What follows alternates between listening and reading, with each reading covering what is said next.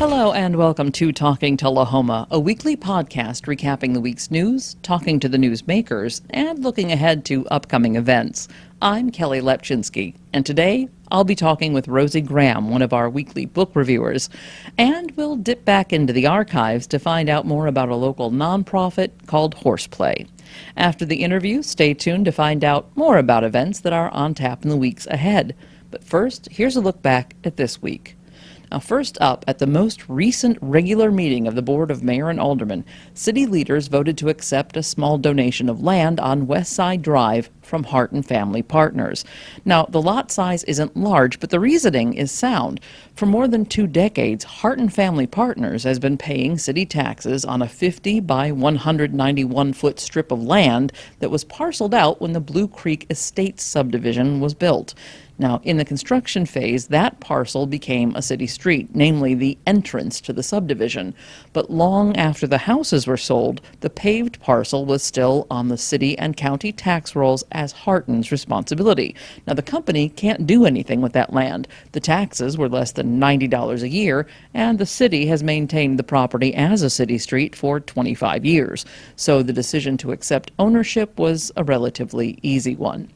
Now, speaking of city streets, if you've ever turned left off of Kings Lane onto Country Club or turned either way off of Country Club Drive onto Kings Lane, you understand why the city has chosen the summer months to completely redesign that narrow intersection. Now, as the name suggests, when Kings Lane was built, it wasn't the thoroughfare it is now. Kings Lane became a player in Tullahoma traffic when neighborhoods like Kings Ridge, Linkside, and Macon Manor were built on the east side of town. And it became an even bigger player after Cedar Lane was extended and the underpass was installed on Washington Street. Right, growth is not new to Tullahoma, but all of that growth happened decades ago now, and what was once a lane is now at least functionally a street, if not already a road. Now, the name is unlikely to change, but the configuration has to. City Administrator Jason Quick says the city plans to have that change made before students return to school at the end of July. Now, that's not the only old road that's about to get some new love. In a special called board meeting on Monday, City Administrator Jason Quick put forth a plan to fix a number of concerns on city roads, but doing so will mean a 20-cent hike in local property taxes, in addition to nearly $1 million the city plans to take out of reserves. Now, the plan to increase the street paving budget was passed on first reading, but the city budget remains a work in progress until its third and final reading.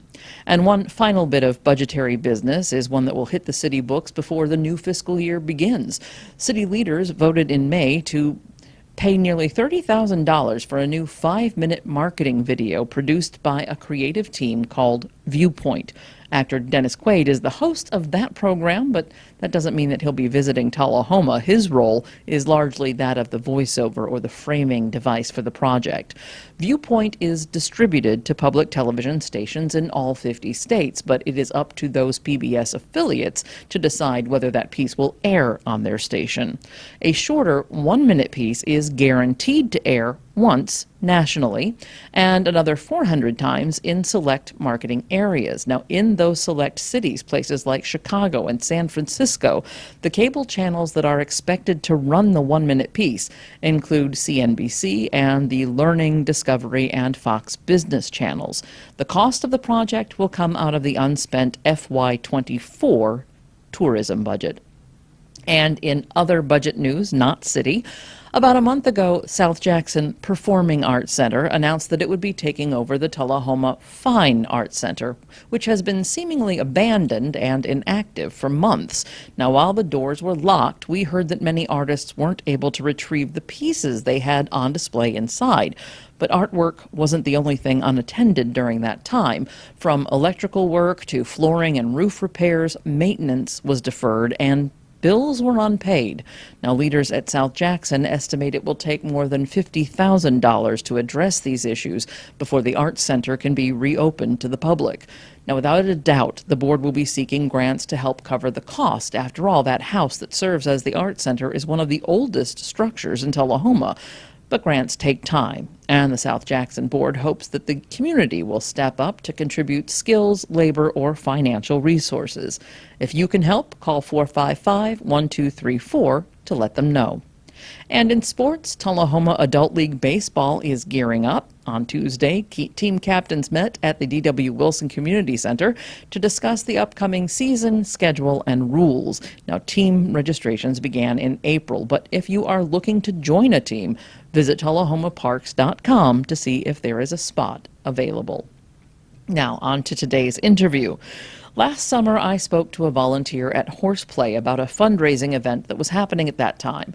And while that event is long past, the conversation was full of good information about the therapeutic horse riding program for children with special needs. So today, we revisit that part of the interview recorded last August in the old studio. This won't become a habit. We've got several guests lined up for the weeks ahead. And if you'd like to be a future guest, stay tuned. We'll tell you how you can submit your story after my conversation with Cristen Bain of Horseplay. We are a nonprofit organization. We help children that have disabilities. Can range anywhere from maybe ADHD, anxiety, to more severe cases of disabilities. They do have to have a doctor recommendation saying that they do have a disability, what their disability is, a little bit of info about it. Then they can apply for our program, and we actually go through and with a bunch of volunteers, great people, we get to teach the kids how to ride horses for free. Okay, now, there's a reason for horses. It's not like we're taking kids with disabilities and taking them to the shelter and let them pet dogs. Right. The horses actually are therapeutic. And how does that work? They are very therapeutic. They learn responsibility. The kids learn responsibility. They learn that even though that they have a disability, they can do anything that anybody else can do. There's nothing stopping them. And it's also therapeutic for our volunteers as well. Horses just give off that love, and the kids, like I said, the kids learn how to take care of the horses. They learn to bathe and groom. They learn to, some of our kids go into volunteering, and they learn how to tack the horses, and eventually they can be part of the volunteer program. Okay, but there are also those, I'm going to think that probably the ones that learn to do those things are a little more mobile. But there are also children or young kids that might not be that mobile, and they're getting that therapeutic benefit of the gait of the horse. Oh, absolutely, absolutely. It's amazing for them, and it's not just the actual gait part of the horse. It's the connection. It's everything that these kids. I mean, like I said, they learn how to something simple like that we would take for granted, holding reins in our hands. For some of these kids, it's not just that easy, and they are actually learning how to maneuver their hands to hold the reins. Or, some kids, if they have autism, they don't. A lot of kids with autism kind of have, I want to say maybe a blankness kind of a connection when it comes to people, and they learn to have that connection with their volunteers that they work with, the horses, the instructors. So they learn so many different things in so many different ways. Okay. So how long has Horseplay been around? Have you been around long enough to sort of get a backstory on how this started and where? I actually just recently learned what Horseplay is all about and what everything stands for. They've been around for about 27 years. Two of the founders are still with us. It started with one of the other founders had a child that had disabilities, and this is how it came about. They loved horses. So, and it's just, since then, in the last 27 years, we've been able to help so many kids. Okay. So now the question then, obviously what we're going to be talking about today is raising funds. Absolutely. But we want to make sure that people understand what it is you do so they know why these funds are important and what the funds go to. And let's just start right there. Horses are not a cheap thing to just have hanging around. No, they're not. We do have older horses only because working with children and working with children with special needs, they can't be really rambunctious horses. So we do tend to get a little older horses. With older horses, you do have some health issues. The feed, the shelter, their shelter, if something, gets damaged for whatever reason, it costs to have it repaired. Everything from the hay, our kids get to ride for free. So that also kind of makes up for it. Horses in themselves are costly, and that's where donations come in. Right. Donations come in as far as keeping the grounds up, and fencing working, electricity, all kinds of things. Sure. And then, of course, on top of just vetting the horse and feeding the horse and housing the horse, Absolutely. then you also have to outfit the horse safely with equipment that fits children. Oh, absolutely. And we have kids of different sizes. We have older kids, we have younger kids, kids with different disabilities, kids with different body structures. So in each one, in order to keep them and the horse safe, they have to have a saddle that fits both of them. So that's where we depend on a lot of donations. People, if they have saddles, they can donate them. Girths, just anything. If if it's something that you're not using, we welcome it, because it might be something that we've been looking for that one of our kids and horses need. We were talking about equipment, and the thing that came to my mind that I think that might help put it in perspective for me is that if you're a parent and you've got a kid with no special needs, just a kid that you're buying a bike for, you've still got to get them the knee pads, you've still got to get them a helmet, you've got the bike itself, let's equate that to the saddle, and you're just started because now you got to feed the bike. Absolutely. Oh, absolutely. And that's it. We have to have helmets for our kids. We have to have reins. We have to have halters. We have to have saddles, saddle pads. There's a lot of components just to be able for the kids to ride. And then, like I said, you're not even talking about electricity and water, because we do have water troughs out there, and we have to have water for the horses. During the summer, when it's extremely hot and the heat index is really high, we can't saddle our horses, so our kids learn how to bathe our horses, and they get that bond with them that way. So water, electricity, all of that, it costs money. And unfortunately, with being a nonprofit, we go strictly on donations. Horseback therapy, there's all kinds of different horseback programs, but one of the things that always sticks out to me is the fact that the gait of the horse is so similar to our walking. Oh, and absolutely. it just seems like such a beneficial thing for a child to get to do, to get those core skills that they might not get by walking on their own. Absolutely. To get that feeling of what walking and balancing yourself and controlling your own movement feels like. That is a powerful thought. Absolutely. It's things that we take for granted, but it's something that these kids, some of them long to do that. And basically these horses are their legs, and they help them, like you said, they give them that strength, and it does teach them how to be able to hold yourself up, and it does help with those muscles. And for some of them, it's their legs. It's how they get moving, and they love it.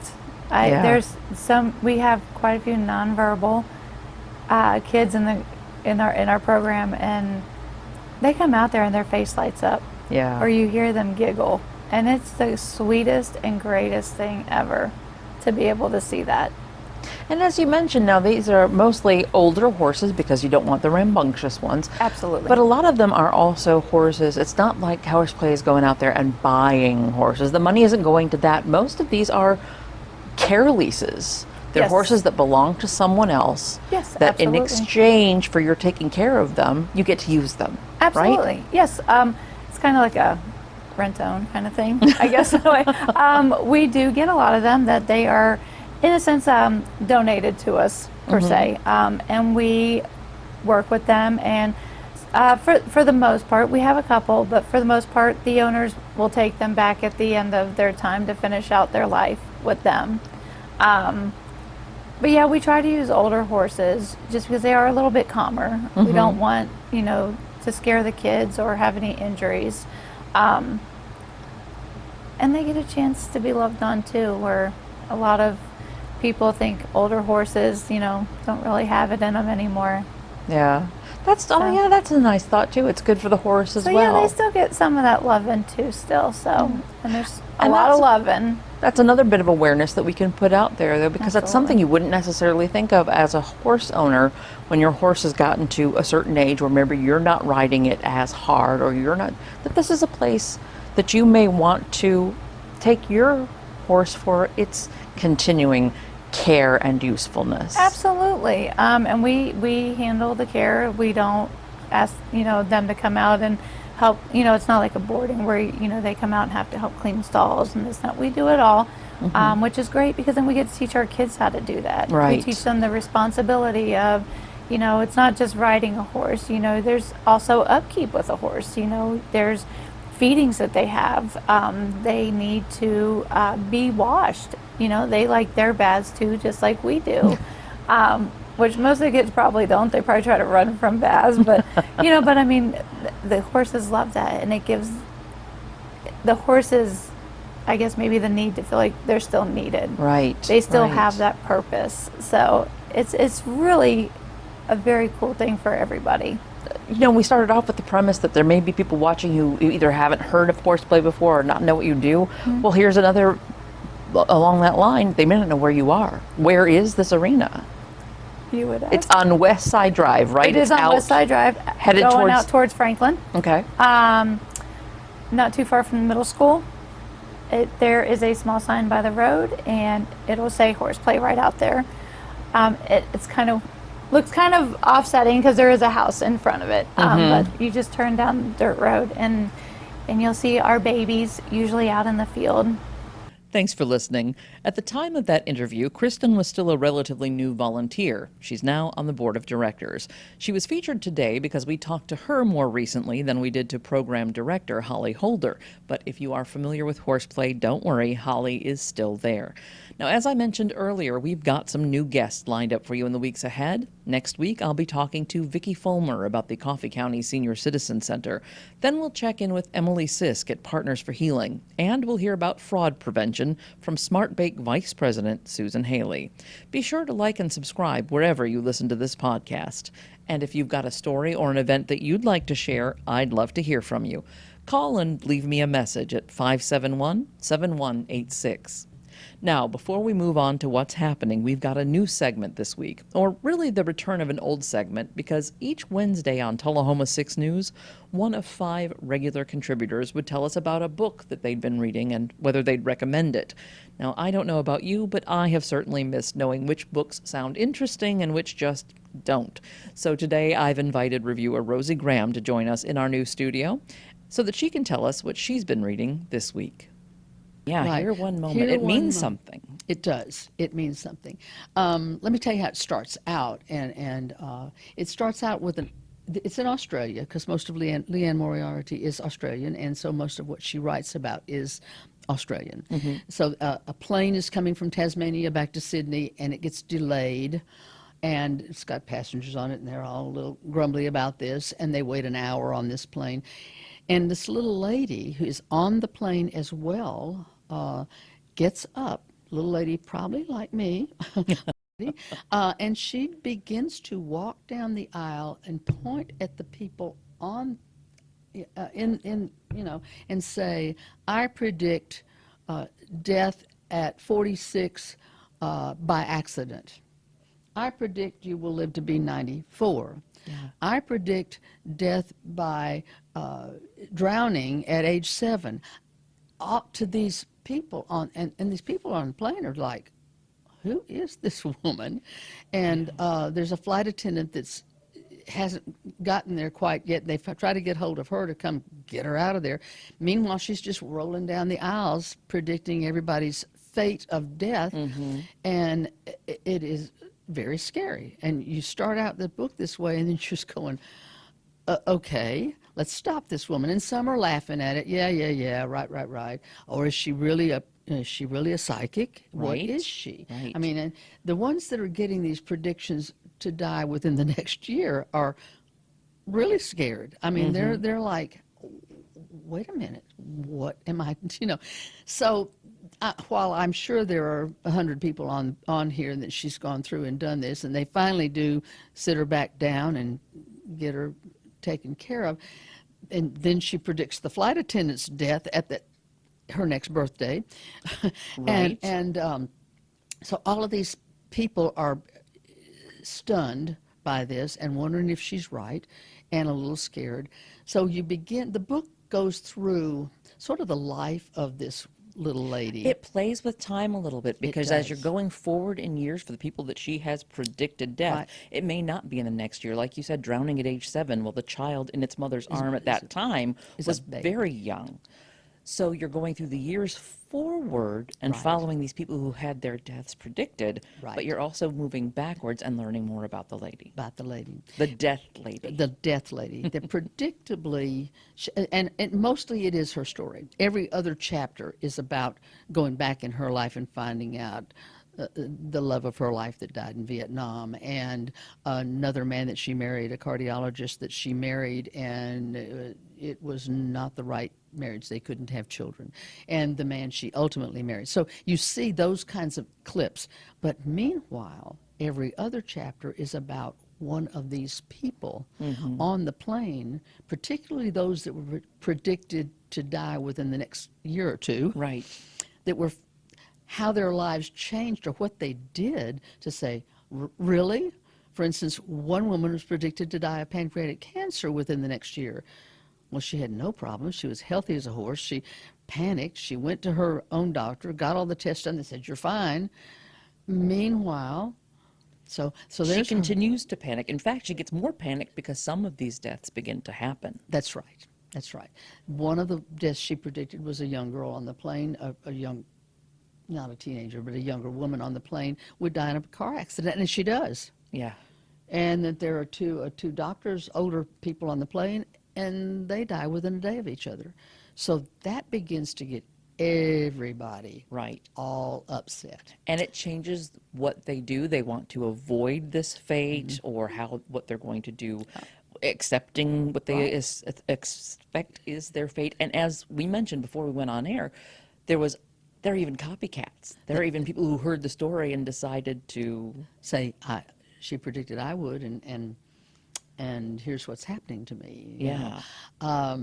Very scary. And you don't, you do follow their stories. There are like about 6 of them. I think I was telling you there are about 6 of them that they follow. They don't follow 100 people, obviously. They follow the 6 most vulnerable, and they follow their stories about their life. One man, for example, was predicted he would die in the next year of an accident at work. So his wife wants him to quit his job and pretend and not be there. Let's not have an accident at work. Let's just not work. Right. And another one is a bride who's predicted she was going to die by domestic violence. And her husband is this meek, mild person, and he goes trying to think, what can he do to prevent him from doing anything to her? Right. There's just a lot of dynamic in those stories too. And it's fun to dig into what these predictions, how they can be interpreted. Because, for example, if you say you're going to have an accident at work and then quit your job, well, do you get another job? Did you quit the right job or That's the right. second job? That's right. Are you going to be hurt by an intimate partner? Well, if that scares your partner enough that he's like, well, wouldn't you get another intimate partner? No. So it's sort of like, is the thing I'm going to do to prevent this outcome what actually causes the outcome? Exactly. So, and it's a lot of thought process about how people see themselves, how they can change and not manipulate the future, but they can make a plan about the future, which we don't think about oftentimes. And how if you knew you were accurate going to is- die tomorrow, what would you do? Yeah, Kind of thing. yeah. How would you make your life better? In some cases, they thought about that. In most cases, in this case, they're fearful of what they do. So it's a very interesting read. It will keep you on your toes. Absolutely. Well, I think we have covered enough of the book without giving away too much. Absolutely. So I think we're going to call it there. Thank you so much for coming to this new version of our book talk, and now a book chat, I'm going to say. I like book chat. I think this works well. Thank you. Well, thank you Kelly. so much, and we'll see you next time around. Thanks so much to the Books and Stuff Book Club for stepping up to bring books back to this program. And there will be another familiar voice coming in the next few weeks. But until then, here's a look at what's happening. If you've ever wanted to join a book club, drop in at El Costal Mexican Restaurant on Wednesday the 18th, where a newly formed club will be scouting for new members as we discuss this month's book by Grady Hendrix, The Southern Book Club's Guide to Slaying Vampires. After that, we'll choose the book that we'll discuss in July. El Costal hosts a competitive trivia game at 7 o'clock, so we'll start our discussion at 5:30, and then anyone who wants to stay to play can help us take on a rival book club. Front Porch Fridays have returned to Cascade Hollow, the home of George Dickel whiskey, on the third Friday of each month through October. The doors will open at 5, music starts at 5:30, and seating is BYOC. Bring your own chair. Space on the grounds is first come, first served. One complimentary cocktail is included with your $20 ticket. Buy it online at georgedickel.com. The Community Playhouse will present the three-man show, The Complete Works of William Shakespeare, Abridged, at South Jackson, starting on Thursday the 26th. It's a one-weekend-only production on the Courtyard stage. Tickets are $15, and they are available online at southjackson.org.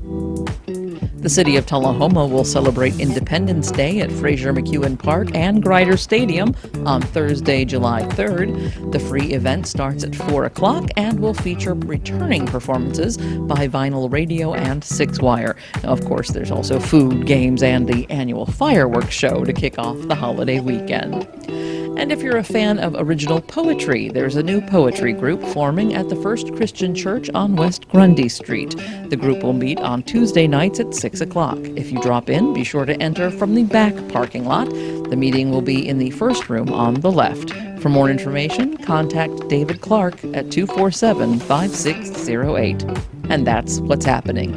Thank you so much for joining us for this newly imagined version of Talking Tullahoma. I'll be back soon with more of what makes Tullahoma tick. Until then, you can listen to Talking Tullahoma on Spotify, Apple Podcasts, and Amazon Music. For the video version, follow us on YouTube. Just search for TUA Like To. I'm Kelly Lapczynski. Catch you next week.